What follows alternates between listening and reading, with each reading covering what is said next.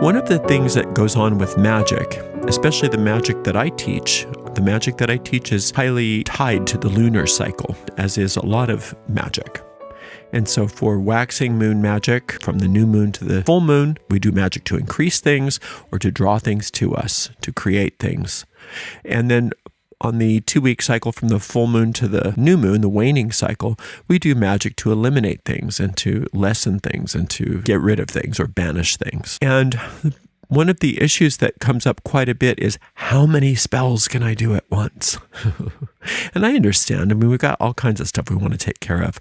But the issue is that, especially at first, it's best to focus on one thing at a time. One thing at a time.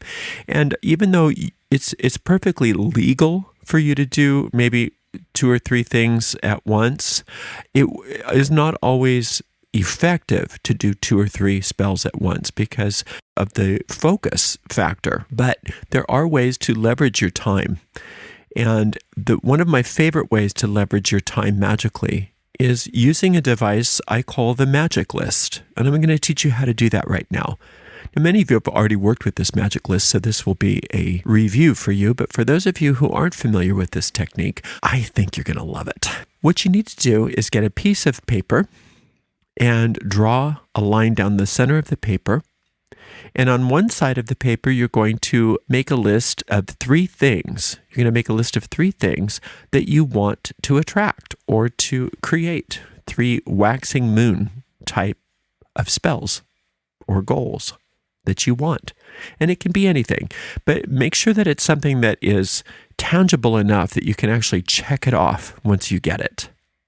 Now, obviously, with any of these items, you want to be very clear about your sphere of influence, and you can check out my many lectures on the sphere of influence to make sure that your goal is not too big or you're not trying to bite off too much. But 3 things that you want to create, 3 types of waxing moon magic. And like I said, it can be anything, but make sure that it's things that you really want. Not things that you think you should have or you should do. These are things that you really, really want. It can be more money, it can be a new computer, it can be a new car, it can be new clothes, it can be anything you want. It doesn't have to be anything lofty and spiritual. If it is something lofty and spiritual, still you want to make sure that you can check it off. So you want to make sure that it's not an ambiguous goal. You want to be able to look at it and say, yep, that happened, or that didn't happen. On the other column, you want to write 3 things that you want to eliminate, 3 types of waning moon magic. Those should be things that you can absolutely say, yes, it worked, or no, it didn't work. For instance, it's easy to say you quit smoking, right? You can say, yeah, I haven't had a cigarette. So you can check that off if one of those things was to banish smoking. But something like banishing procrastination, here's a trick. Here's a tool that you can use if you're doing something like banishing procrastination.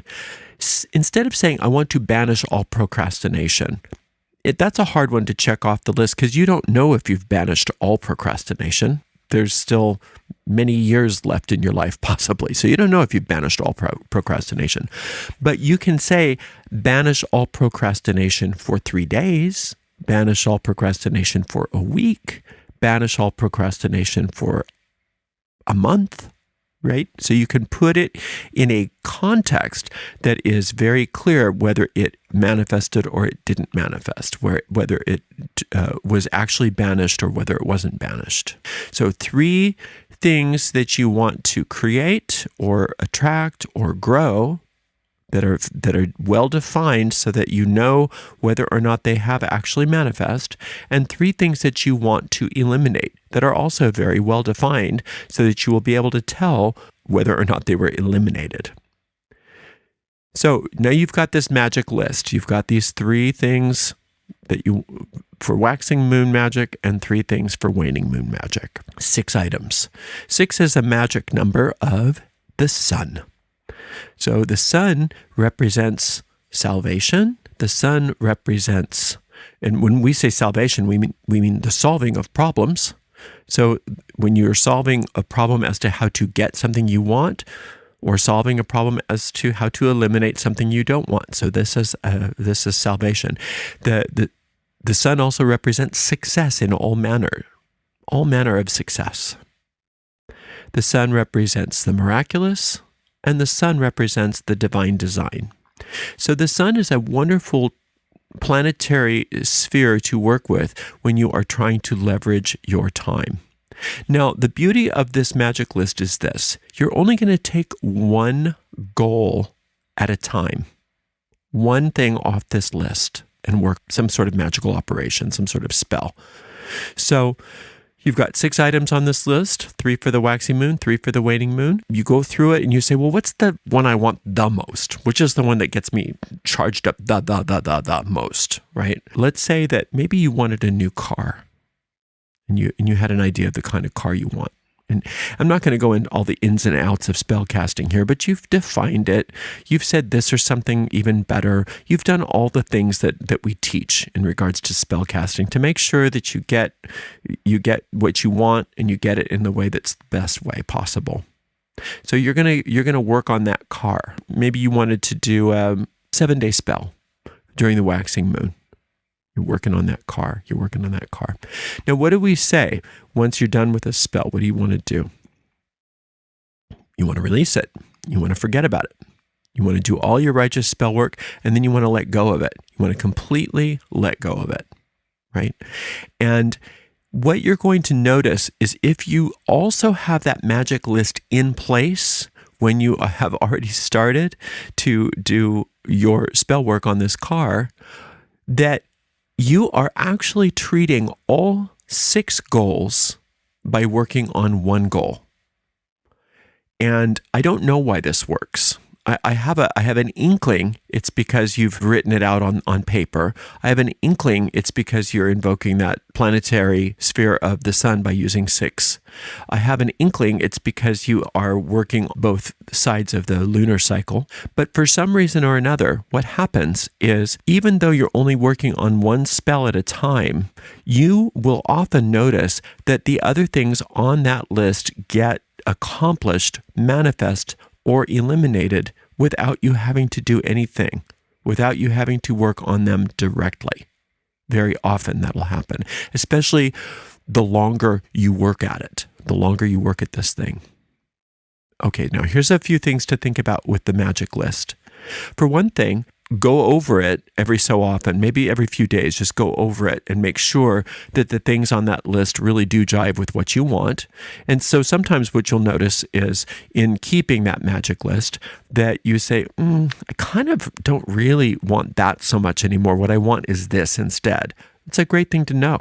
So you revise it. You take something off the list that's not as big of a desire as you thought it was, and you replace it with the thing that you want even more. So revising that list frequently, keeping it sort of in your mind frequently by not obsessing over it, but by looking at it, by gazing at it, by thinking about it and by contemplating it, like I said, just every so often.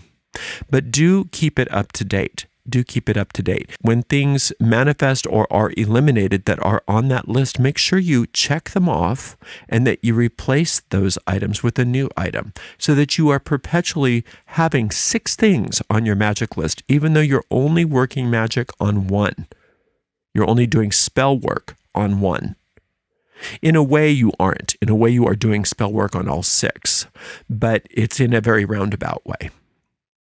So what you're doing is you are allowing yourself to have a really good focus, which is so important, a concentrated focus, which is so vital to effective magic, while at the same time leveraging your time so that you can treat more than one thing at a time without losing focus, without becoming scattered, without diluting your efforts.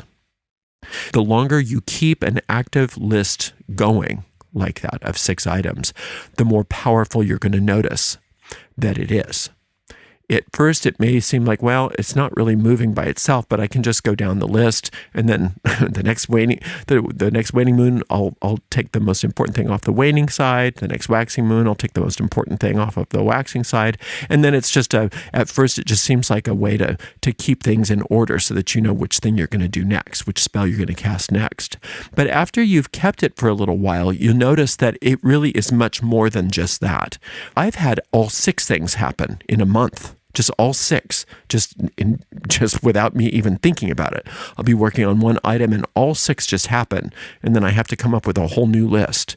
Sometimes just one other thing will occur that's on my list. Sometimes nothing else will occur on my list. But the fact that I have the list really optimizes my efforts in a way that not having that list would. Much, much more effective than just saying, well, let's just do 3 spells this month. Let's just do 3 spells on the new moon. Let's do another 3 spells on the full moon. And then you feel like you're scattered. You don't feel like you're focused. And it doesn't really seem to be that efficient. It just seems like your efforts get really diluted, and your magical effectiveness is not at its peak when you try to do too many spells at once. However, when you use the magic list technique, you have a completely different experience. You can handle more than one goal at a time, but at the same time that you are technically handling more than one goal at a time, you're only working magic on one thing at a time.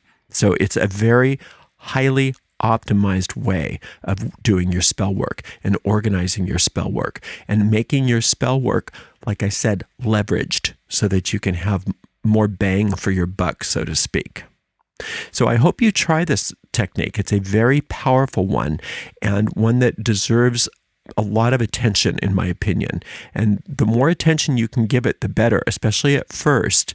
And one more time, I just wanted to recap, make sure that you go over that list and keep it current, because you will notice that a lot of times you're going to change your mind about things, and something that seemed so important starts to wane as far as your desire for it in favor of something else. And it's so important to acknowledge that and to take something off the list that's not that important anymore and put something else in its place. And you can always find 6 items, 3 things that you want to have more of and 3 things that you want to eliminate. It doesn't have to be anything profound. It can be something very practical, but hopefully something that is not only within your sphere of influence, but is just pressing the boundaries of your sphere of influence so that you can actually start seeing yourself succeed in ways that probably weren't happening for you before. The magic list, it's a very powerful technique. Thank you so much for spending a little time with me today. Until next time, blessed be.